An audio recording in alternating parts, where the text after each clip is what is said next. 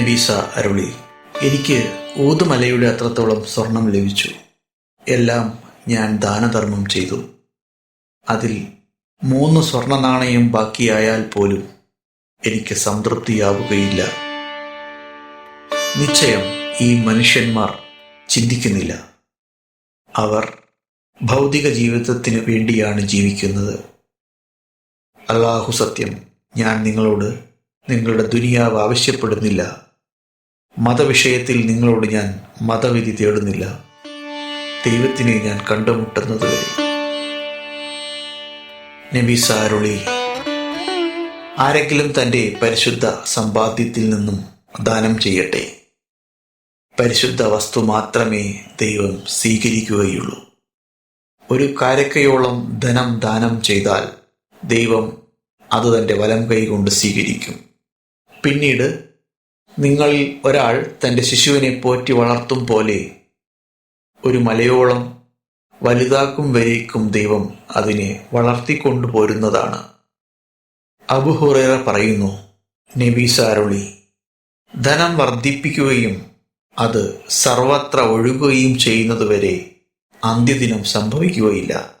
അവസാനം തൻ്റെ ധർമ്മം സ്വീകരിക്കാൻ ആരെയാണ് കിട്ടുക എന്നത് ഒരു ചിന്താ പ്രശ്നമായി തീരും. ധനത്തിൻ്റെ ഉടമസ്ഥൻ അന്ന് മറ്റുള്ളവരുടെ മുന്നിൽ ധനമെടുത്തു കാണിക്കും. ധനം ആവശ്യമുണ്ടോ എന്ന് ആരായും. അപ്പോൾ എനിക്കത് ആവശ്യമില്ല എന്നവർ പറയും. അന്ത്യദിനത്തിൻ്റെ ഒരടയാളമാണ് ഇത്. അദീറായുടെ നിവേദനം.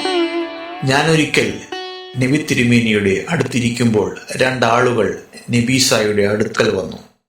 അവരിൽ ഒരാൾ ദാരിദ്ര്യത്തെക്കുറിച്ചും മറ്റൊരാൾ വഴിയിലെ കവർച്ചക്കാരെക്കുറിച്ചും ആവലാതിപ്പെട്ടു. അപ്പോൾ നബി തിരുമേനി പറഞ്ഞു, വഴിക്കൊള്ളക്കാരുടെ ശല്യം അല്പകാലത്തേക്ക് മാത്രമേ ഉണ്ടാവുകയുള്ളൂ. അത് കഴിഞ്ഞാൽ മക്കയിലേക്ക് യാതൊരു സംരക്ഷകന്റെയും സഹായം കൂടാതെ കച്ചവട സംഘം യാത്ര ചെയ്യുന്നതാണ്. ദാരിദ്ര്യത്തിന്റെ അവസ്ഥയാണെങ്കിൽ ഇങ്ങനെയാകും.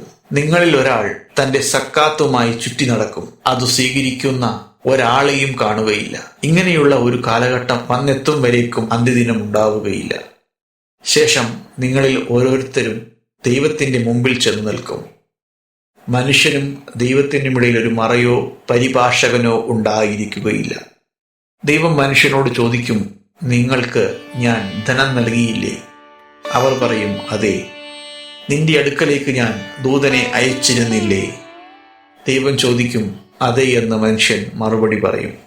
പിന്നീട് മനുഷ്യൻ വലതുഭാഗത്തേക്ക് നോക്കും. അപ്പോൾ നരകമല്ലാതെ മനുഷ്യൻ മറ്റൊന്നും കാണുകയില്ല.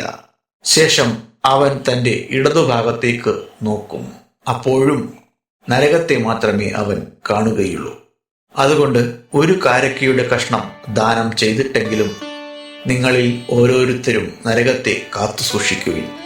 അതും കൈവശമില്ലാത്തവൻ നല്ല ഒരു വാക്കു പറഞ്ഞിട്ട് നരകത്തെ സൂക്ഷിക്കട്ടെ.